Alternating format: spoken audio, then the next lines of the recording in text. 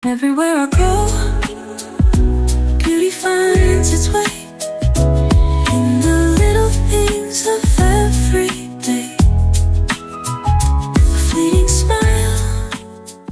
Hi! It's Mother's Day at nandito kami sa Savannah Park. Niyaya ako ng kapatid ko si Bajoy to celebrate Mother's Day. I'm not a mom yet, guys. Ilang beses man ma-postpone yung pagiging ina ko, ina talaga pagiging mom ko. Pero walang katapusan ng pagiging ate ko. Sa aking always be my baby sister. She always celebrate Mother's Day with me, guys. Sabagay, since she was born, ako na talaga yung nag-alaga sa kanya. Ngayon nga, mas malaki pa siya sa akin. Sana all. Wala kasing nagpalaki sa akin, guys. Charot. Anyways, nandito nga kami sa Savannah Park para mamasyal at kumain. Nadadaanan lang namin to, guys, papasok sa trabaho, pero never kami bumaba dito. Busy-busy kasi, pero now, unang labas ng isang full-time housewife. UST, ganito pala siya. So, yung mga nakapark na sasakyan, meron silang dalang table and chairs, tapos dyan sila kumakain. Ganun pala yung style ng park. Akala ko may mga bench. Tapos may nag-iisang store ng damit dito. Puntahan namin.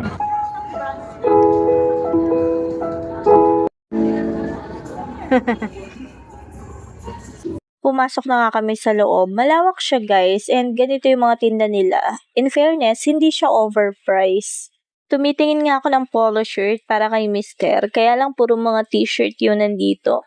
Hindi niya magugustuhan, di rin bagay sa kanya. Busy naman si Bajoy sa pamimili, tapos wala palang fitting room, guys. Eto yung ilan sa napili niya, pero hindi naman bumagay sa kanya. Get that. Cutie. Bagay yan sa'yo. Sa Barbie team. You're so Barbie. At yun nga lang yung nakita ko na bagay sa kanya. Nabili niya yan ng 99 pesos lang, guys. Brand new. Gusto niya, meron din ako, guys. Kaya napansin niya to. Uy, very cutesy. Ito, type ko to. Hindi ko to napansin kanina. Ito nga. Good. So yan, ayaw niya pumayag na wala ako. So, type ko naman yung dress na yon. Kaya, yan, tigisa kami ng dress for only 99 pesos. O, diba? Very affordable. Nakasale yata, guys, kasi 299 yung nakalagay na tatak Yung iba 199. Pero pag binili mo, 99 pesos lang siya. Inaaya ko ni Bajoy lumapit dito sa may hotel kasi maraming tao dun sa may fountain Pero sabi ko dito na lang, picture lang kami. Hindi pa kami makapag-decide kung saan kami kakain. But since I need to pee, dito muna kami sa McDo. Naku-curious ako, may play area dun sa McDo. At meron nga, guys. Ngayon lang ako nakakita na may play area sa loob ng McDo. Ang laki na ng kapatid ko, guys. Gusto ko sila ilagay dun sa play area. Charot. Dalaga na talaga siya. Anyways, kompleto tong McDo na to. May mga cakes, pastries, at may cafe. Taray. Pero gusto ng kapatid ko, itry naman yung iba. So, lumabas na kami ng McDo, mahaba rin naman yung pila. Wala naman kaming kids na ilalagay sa play area. So, pasok muna kami dito sa Giyumi Meats. Uy, Korean yung mga items. At ang mura lang nito, guys, mga ice cream. Pero hindi muna kami bumili kasi hindi pa kami kumakain. So, yan nga. Tingin-tingin muna kami, tapos babalik na lang kami mamaya after namin kumain. Ang sarap nito, guys, so melona. 35 pesos lang. Tapos may mga pepero ice cream 40 pesos, 30 pesos. There, may soju. Tapos dito ka na pala pwede magluto. Ito nga yung mga frozen meat na pwede mong lutuin dito. May mga kimchi. Gusto ng kapatid kong si Miko yung kimchi. Bibili ko siya ng isang maliit. Tikman niya. Tapos, yan pa yung mga ibang frozen meat. Uy, gusto ko talaga ng ice cream na to. Pero, ang sweet kasi. Tapos, di pa kami kumakain later na lang. Kakain nga muna kami dito sa Antonio Sabaw Pares. Ito kasi, guys, yung kakaiba na napansin namin. Maraming pwedeng kainan, hindi lang ito. Pero dito muna ito try namin. So, nag-order na nga kami ng kapatid ko. Tapos, habang naghihintay sa aming in-order, syempre, selfie muna. Isa pa. 1, 2, 3. Stolen nga. Ay, stolen pala, guys. Tapos walang sawang selfie habang naghihintay ng aming order. Naghintay kami mga 10 to 15 minutes. Tapos maya-maya binigyan muna kami ng soup. Unli sabaw. In fairness, ang sarap. Nilagang baka yung sabaw. Ang sarap. And maya-maya nga, ito na yung order namin. So, kain muna kami guys. In fairness, masarap yung food.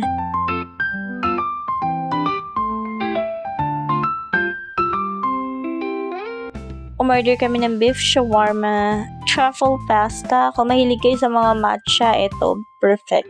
Sabi nga ng kapatid ko, lasang damo. Hindi, lasang-lasa kasi yung herbs niya, guys. Tapos yan, nag-top silog ang kapatid kong si Bajoy. And cheesy beef fries. Yum yum! Naubos ko na guys yung aking shawarma. And busog na ako. Nag-sunmig light nga rin yung kapatid ko. Ladies drinks, di ko siya sinabayan. May effect din yan sa akin kahit ladies drinks mahilo pa ako. At dahil wala si Mr., nag-soft drinks kami. Minsan lang naman. Puro honey lemon lang kami sa bahay or cucumber lemon. So for today's video, nag-cook naman ako. Ice cream.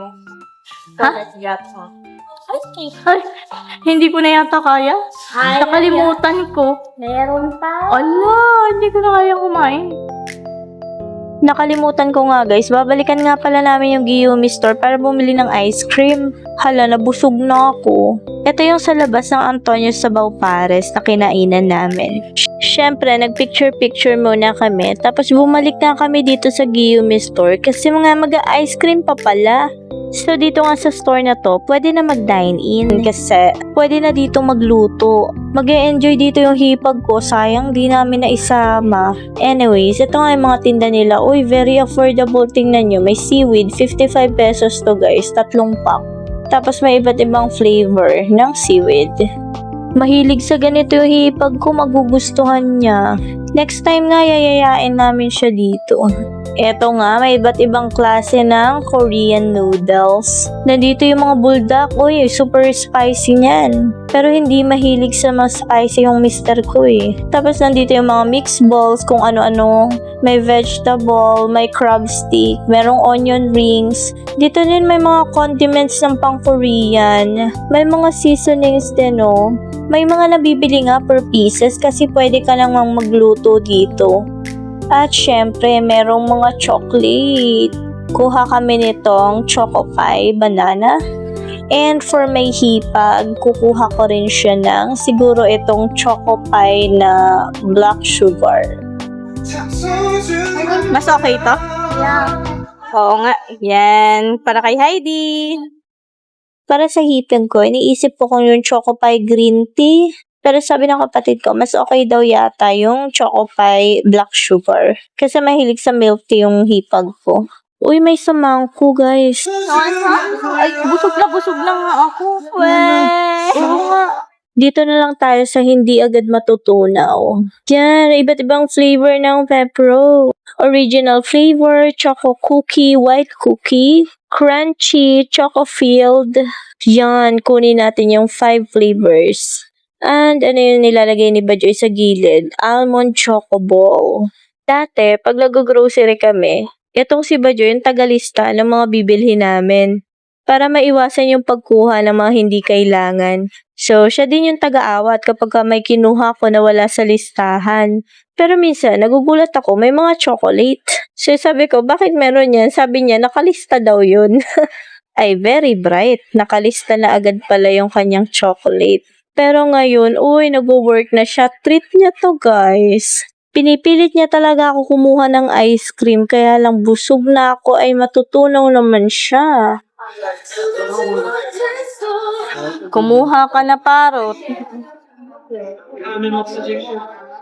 Hindi na siya nakatiis, kumuha na siya ng ice cream. Siya pala talaga yung may gusto, ako pa yung pinipilit. Anyways, nandito na kami sa counter, magbabayad na kami. Kung mahilig kayo sa mga Korean foods, naku, mag-e-enjoy kayo dito guys. Kaya next time, yayain ko nga yung hipag ko. Mag-e-enjoy siya dito. Mag-dine in kami dito next time pagkasama namin yung hipag kong si Heights. We're done na guys. Ay, hindi pa pala. Bibili muna kami ng pasalubong para sa aking mister at sa kapatid kong si Miko. Uy, Astig, yung chocolate ice cream na binili ng kapatid ko, nakakapa pala siya. Grabe! Hindi ka pa busog! Dessert to! Ayan oh, pizza. Eto na nga lang, overload pizza ang bibili naming pasalubong para kay Mister at sa kapatid namin si Miko. Habang hinihintay namin yung pizza, bumalik nga si Bajoy dun sa Giyumi store kasi ang sarap pala nito. Bumili ulit siya ng 3. Sabi ko kay Mister, wag na siyang magluto eh. Magpizza na lang sila tapos may pasta and fries. Ang daming umu-order ng pizza guys, kaya mga 15 to 20 minutes nga kaming naghintay. And finally, ito na nga, nakauwi na kami guys. Tulog na si Mr. pagdating namin. Ginising ko saglit para kumain. Pero natulog ulit, siguro mamayang madaling araw na lang yan gigising. Inaayos ko nga itong mga binili namin. Habang yung kapatid ko, busy sa pag-fit ng kanyang bagong dress. O, diba? Ang ganda. Ang sexy. Ayan. Sexy ka daw, sexy. Ganda siya, Momo. So, that's it for today's Sisi Day Out vlog. Happy Mother's Day to all mom out there. Thank you for watching. Bye!